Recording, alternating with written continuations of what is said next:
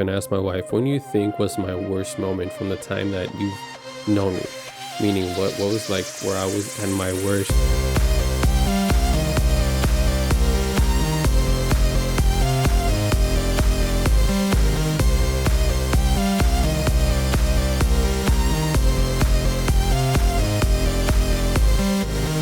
What is up, everyone? Welcome back to a new episode of Firelane Podcast. And you know how we do it here. I start every single episode by expressing gratitude towards you. I just want to thank you for tuning back in, coming back to another episode of Firelane Podcast, for sharing it to whoever you shared it with, for engaging with me and my Instagram and my socials, for everything that you do, whether it's just a like, whether it's a comment, with whatever it is, whether it's just a view. I do really appreciate it. You taking the time and consideration to even just click on my name, on my story, on my clips, on whatever, on this episode. So I do appreciate you. If you are a returning listener, welcome back. Again, you're my biggest supporter, so I do appreciate you very much. If you're new, welcome. Welcome. Hopefully what I do on these episodes on the podcast, on my Instagram, any type of content that I release, I hope and pray that it adds value to you and to your life, and enough for you to stick around and learn more about me and my wife and how I lead life and how we do life here in our household. But today I wanted to talk about how our story, what we tell ourselves in here, really controls every single aspect of our life, from our beliefs, from our actions, from the way we lead life, from what we do as an occupation, from what we do, how we do relationships with other people, how we do relationships with our wife. Anything that we do is really controlled by the story that we tell ourselves in here. And kind of, I'll be telling stories and probably repeating some stories that you might have heard in the previous episodes as well, especially if you've been a follower of us since when I started the podcast with my wife back in 2019. A lot of the stories that we've learned so far, looking back in retrospect, could have been different if we had just thought a little bit different. And what I mean by that is, just because it's relatable right now, especially if you've been recently listening to the previous episodes that I released, the story of me growing up without a father, that could have gone two ways. And just to give you a synopsis, or like kind of like an analogy that doesn't involve me, I don't know if you've heard of the story of, I think it's twin boys who had the same father, and the father was a drunk, and the two boys grew up with the same father, same household and everything, went through the same, similar life per se, but one ended up being a drunk, and the other one ended up being a successful entrepreneur and leading a life that his father couldn't, or that the other brother couldn't. And they asked them both the same question. Of course, the drunk, they asked him, "Wait, well, how come you're drunk?" And the kid said, "Well, because my father was a drunk." And they asked the successful kid, and he said the same thing, "Because my father was a drunk." So it's really what you tell yourself about your circumstances or the events of your life that happened, and what you tell yourself as to why they happened, and how that made you be, or how that made you feel, and everything. So it's very important for you to analyze and reflect on your life in a very positive light. Even if it's stuff that happened that was horrible, that is the most grotesque, most horrible thing that could ever happen to any human being, there's still good that can come out of that in the moment. And I got into a discussion with someone in the comment section with a guy who said that he went through an accident 10 years ago, and he said, like, I have no idea why I had to go through that, or what good that could bring into my life. And I told him, at the moment, you can, even myself, even as hard as I can try, it's very hard for you to go through a moment, and in that exact same moment, specifically with bad moments, for you to see the good in it. It's when time has passed, when you heal yourself, when you take the time to reflect on the moment, not let it stop you anymore, and you reflect on it, and you think back, well, what good thing can come out of this? And I told him my story, my personal story about our accident. So just to give you context, back in 2016, It was very like this accident happened in the worst moment that could have happened because we were living at my mom's. What I mean by we is myself, my wife, and our son Abel. It was just three of us back then. But my wife was pregnant, and it was close to the due date of our first daughter, Emma. So it was around November, December. My wife decided to no longer work. I think after her birthday or after Thanksgiving in November or probably December. I'm not too sure. It was around that time frame. We were living at my mom's. I wasn't working because we were focused on our business.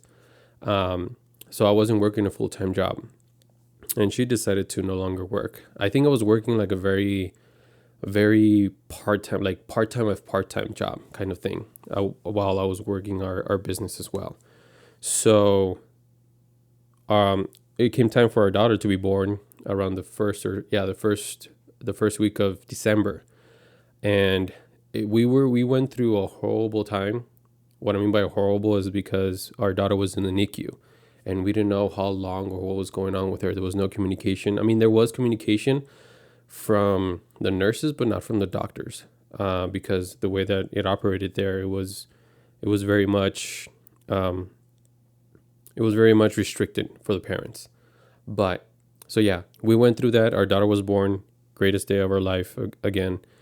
And then horrible news, she has to be in the NICU. We didn't know for how long. They didn't tell us how long. We just knew that, okay, she had to get her breathing correct and she had to, I think she had jaundice, so they had to do all that stuff. And then they released her on a Monday, okay? And I'm going to connect this story to the story with the guy in the comment section in Instagram. So they released her on a Monday. We had a great week so far. We were doing what we needed to do to make sure that she was healthy and everything.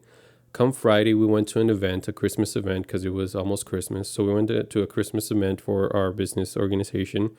And coming back from that event, we got hit by a drunk driver. And I didn't share all these details with the guy. I just gave him a very straight, like, hey, well, back in 2016, I almost lost my family. And of course, in the moment, I didn't realize what the good out of it came out of from that. But in retrospect, I have more appreciation for my family now.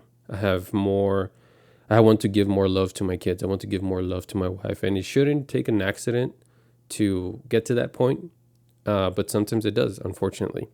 So what happened, we got hit by a drunk driver. We rolled over 6 times. At least that's what the witnesses told us. We were we were very lucky to even come out with very minuscule injuries. The car was totaled. And I might be able to show pictures here on the video version of the podcast, so you guys can see how bad it was. Like, it was super bad. Because we just imagine, we had a 10-day-old baby, we had our son, we had my wife. They were all 3 of them were in the back seat. I was in the front, and we were like less than 30 seconds away from getting home, and that happened. And to me, in the moment, getting hit by a drunk driver, the guy blaming it that I was slow or whatever, blaming it on us. He was drunk. And of course, I was filled with rage in that moment. In that moment, I was filled with rage. But then I was able to turn my focus into my family like this, like from going from rageful.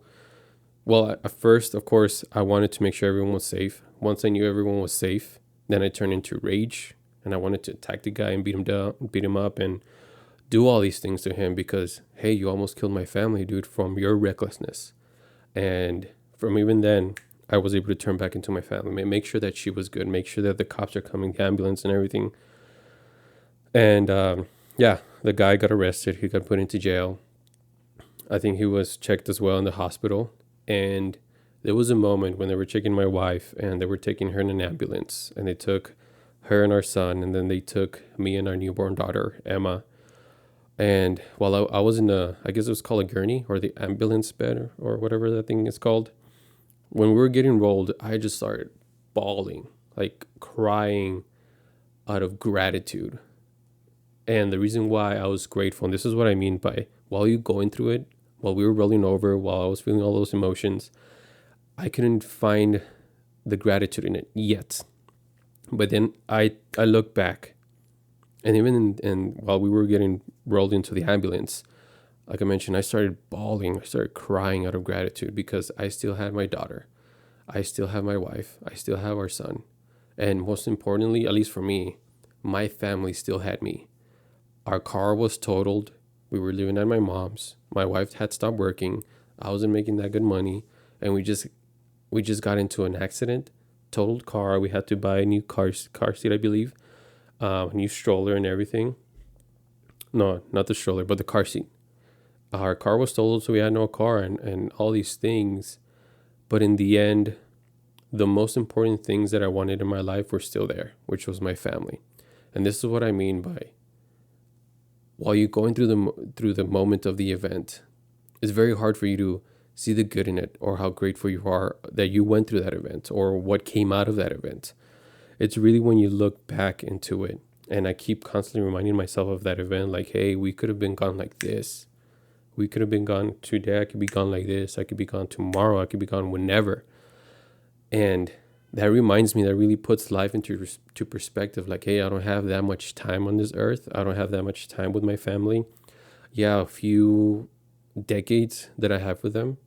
But even then, we all leave this world wanting more time with them, wanting more time with our loved ones, wanting to express our love and gratitude, wanting to give more to them. So I always think back of my mortality to be reminded, like, hey, at any moment, at any instant, you could be snapped away from this earth. Your family could be taken away from you, or I could be taken away from my family. And that really puts it into perspective, and that really allows me to be motivated, be filled with joy, be filled with happiness, not let circumstances control me, not let any negative emotions control me from or stop me from doing what I want to do, whether it's to help my wife, help my kids, or help you guys, because I could be gone like this. And I know it kind of went a bit tangent there, but how it connects to the comment. Like, he was telling me the same story, that he didn't know how that accident can help him. And I just gave him my story. I just relayed to him, like, hey, I almost lost my family back in 2016. And of course, in the moment, I couldn't see the good in it. But now I'm filled with gratitude that, one, even though it was a horrible event and it shouldn't take a horrible event for me to be more grateful, be more loving, be more conscious of, like, hey, my mortality, it did. And I'm grateful that it happened. We lost a car, but that led us to really knowing what we want out of life, really knowing what we want to do, how we want to lead a family, how we want to live as a family, how we want to express our love to each other and everything. So that was a good from it. And yeah, I mean, he returned the comment saying, like, hey, I'm sorry that you went through the accident too. I really know how that can be very difficult, especially being a parent and everything. So thank you for sharing. And that's basically the whole synopsis of me doing the podcast, is sharing my story, sharing my experiences in the hopes that, hey, you take something from it where you're able to learn from it and apply it to your life, and you're able to lead a life of gratitude and joy and happiness and purpose and fulfillment. And how that ties into the topic for today is what you tell yourself in here really controls what you do, how you see the world, your perspective of other people, your perspective of the world, really. Because some people can see this world right now. If you really think about it, you watch the news, you watch social media, you watch all this negativity. Of course, your perception is going to be negative, and your brain is always looking for the familiar. So if you're thinking negative, you're seeing negative, you're like reinforcing your brain to think and look for negative. So you go to work and you only see negative. You look at your life, you look at your kids, you look at your spouse, you look at your friends, you look at whatever. And because your brain is full of negativity, of course, it's going to only look for negative, because the brain is looking for the familiar. And I'm going to prove it to you real quick. Right now, take this moment, look around the room, and look for the color blue. Take 5-10 seconds, look for only blue stuff, right? So look for all the blue. Now tell me, or tell yourself, because you're not talking to me right now, but tell yourself, how many brown things did you see? Right? So your brain, because you were focused on looking for blue, you were only staring at blue. You were looking for blue. You were not looking for brown. So that's what I mean, that your brain is looking for the familiar. So if you tell yourself, hey, look for blue, it's not going to look for brown. And if someone asks you, like I did, how many brown things did you see? You're not going to have no idea, because your brain was looking for the familiar, which is blue. So your story, what you tell yourself about yourself in here, really shapes your actions, your beliefs, your life, really. How you're able to love your spouse, how you're able to love yourself, how you're able to either have a business or not have a business, have a good career, have a bad career, have the career that you want and do what you love, or not have that and just go through life with the flow because everybody's doing it. And it's because of what you tell yourself here. So back to the worst moment that I had.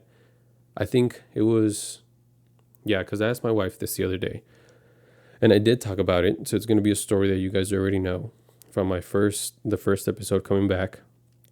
I told my wife and asked my wife, when do you think was my worst moment from the time that you've known me? Meaning what was like where I was at my worst, my quote unquote rock bottom. And she said last year when you were stressed at work, you were not taking care of yourself physically, you were very negative. And I agreed, because as soon as I asked that question, as soon as I thought about asking her that question, that's the point in time where I thought about, like, that was at my worst. But even then, that's another example of how I was talking to myself in here affected my external. So really, when it comes to change, when it comes to improvement, when it comes to you growing, you becoming better, it all starts in here and in here. It's within you. It's not external. You don't have to change the external to change the internal. You have to change the internal to change the external. And that's when I was like, okay. And you guys know from the first podcast, like, hey, I needed a change. I didn't like how I was thinking. And that's where, like on the previous podcast as well, the cycles of growing you or changing you, I had to become aware. I had to ask the questions. I had to accept the answers. Then I had to have an intention to change them, take action on them, and then reflect. So those are the steps that I took in that journey as well. And I continue taking it over and over again. Again, another thing that also, even though I was now in a better place, I was still being stopped by limiting beliefs, what I was telling myself in here. When it came to like the podcast or the videos that I was doing, when it came to the point where I decided, like, hey, I want to be able to help people stop suffering in life. And I want to be able to be the one that coaches them or leads them or guides them in a certain way by, of course, being vulnerable myself, but also having empathy for people out there. And when I decided to do that internally, I was like, well, who the heck am I? Who the heck am I to do those things? Who the heck am I to help those people? What do I have to say? What do I have to add? How can I be of service to others? And those were limiting beliefs, because I was limiting myself. Well, I haven't done anything to be able to help people. I haven't done this, I haven't done that. But that was a story I was telling myself. And then that's where I had a breakthrough. I was aware of it, of course. I mean, like I mentioned, I took those steps that I went through in the previous episode before this one. And I went through those and I was like, okay, that's not the story that I want to tell myself, because one, it's robbing me from what I want to do and what I want to be able to do for you. And two, it's robbing you from me being able to help you in any way, shape, or form that I can, whether it's through the videos that I post, the podcast, communicating with you, talking with you over the phone, becoming friends, or whatever. If I kept limiting myself, then I would rob both of us. And that's where I was like, okay, I need to stop. I need to be able to accept the fact that, one, it's not about being perfect. Two, I'm always going to be met with adversity, meaning people are going to want to talk negative. People are going to want to try to bring me down. Whatever it is that is negative, they're going to try to stop me from doing good. And that's where I have to kind of reframe that. Whenever someone is trying to be negative, it's not because I'm doing bad. It's because something negative is inside of them and they're just expressing it outwardly towards me. And I have to do the work to not let that stop me from doing the good. And I have to constantly remind myself, like, hey, you're not doing it to change the mind of the negative people. You're doing it to add value to them, but also keep focused on the people who actually need and want the help, because those are the people that are probably not reaching out to you, probably not expressing the gratitude or how much you have helped them, but you are. And that's what I have to keep in the forefront of my mind. Like, hey, you're doing this for those people. You're not doing it to change the minds of the negative people. You're doing it for the people who actually want and need the help. And you never know, maybe those negative people do need the help, because like I mentioned, that people who need the most help and the most love ask of it often in the most unhelpful and unloving ways, meaning they're negative. But they're like basically screaming through negativity, I need help. I want to feel more loved because I'm not feeling it right now, and all I have is negativity. So all that I'm expressing is negative emotions or negative comments and stuff. So I had to do that as well. I had to do that at work. But it's all because of what you tell yourself in here. So kind of like a little challenge that I want you to take on is for you to change your story that you tell yourself. If you want to do something, well, first off, think of what you want to do.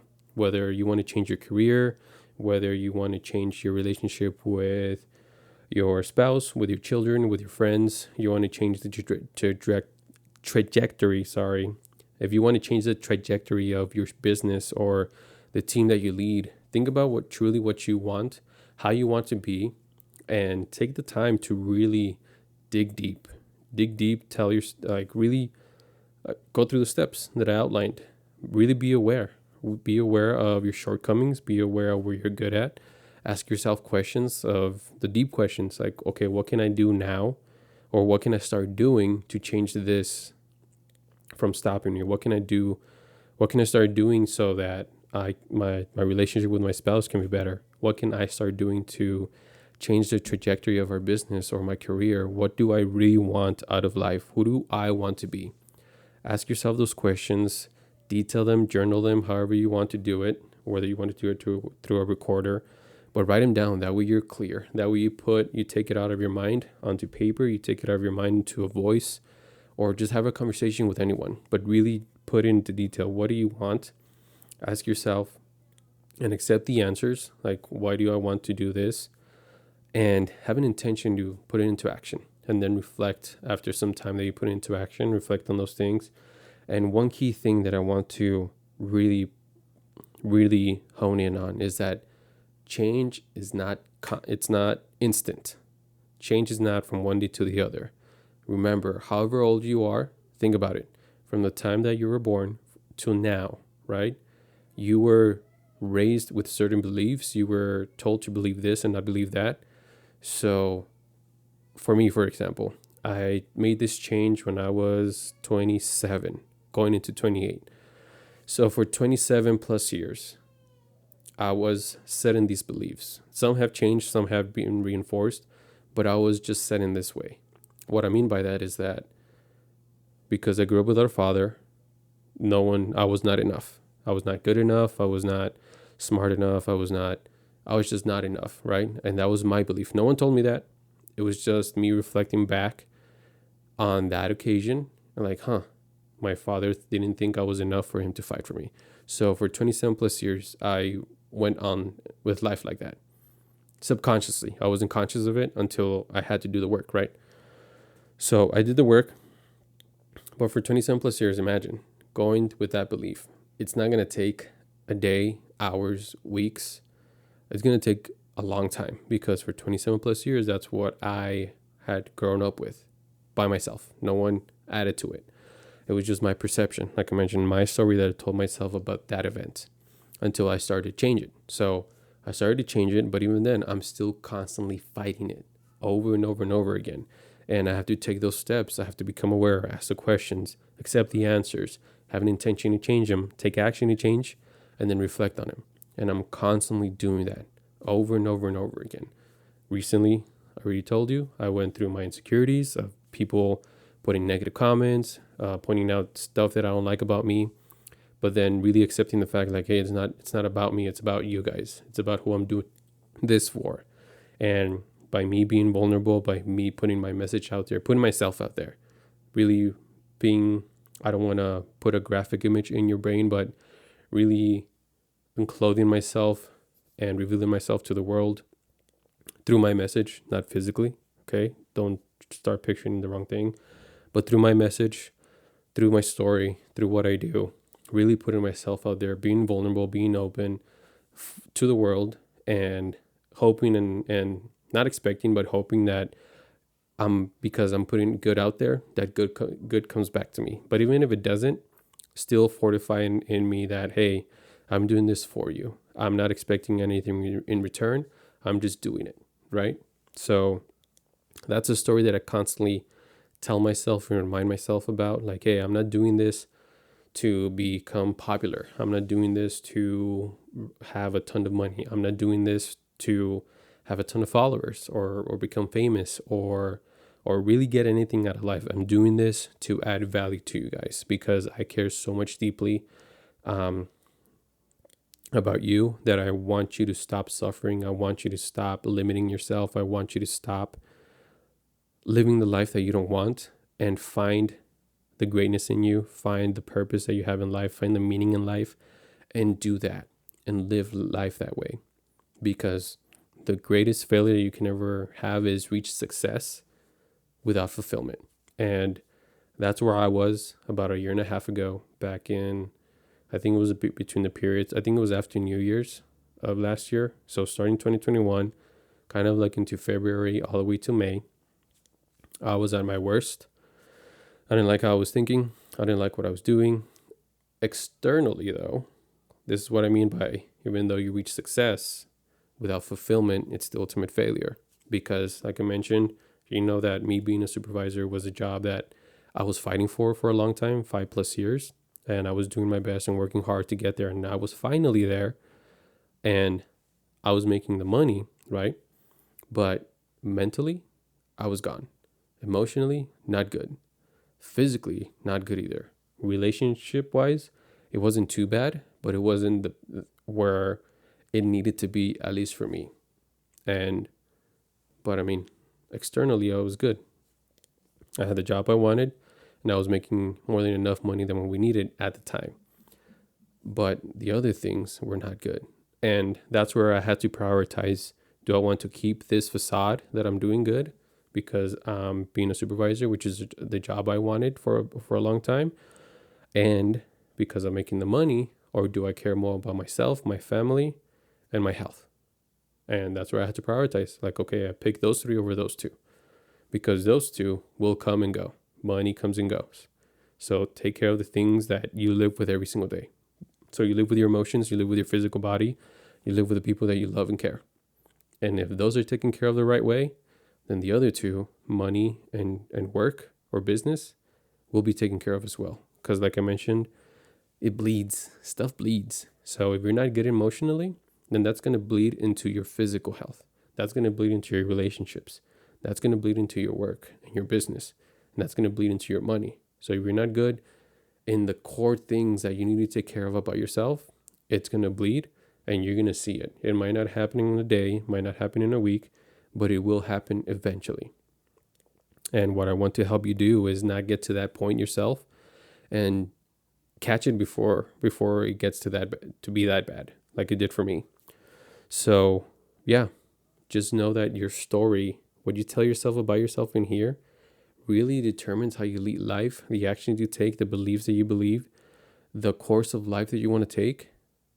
And I want to reinforce the good in you and tell you like, hey, tell yourself that story, the good story, not the bad one that you've been telling yourself.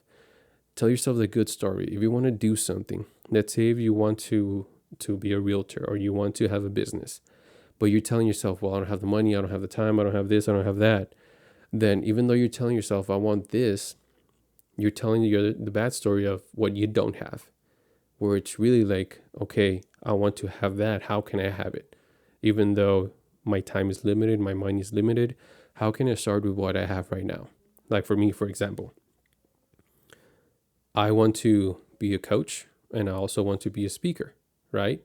And now right now we don't have the income to invest in a course. And I mean, I still have to work my way up to being a speaker. or whatever course and path that I'm leading, right?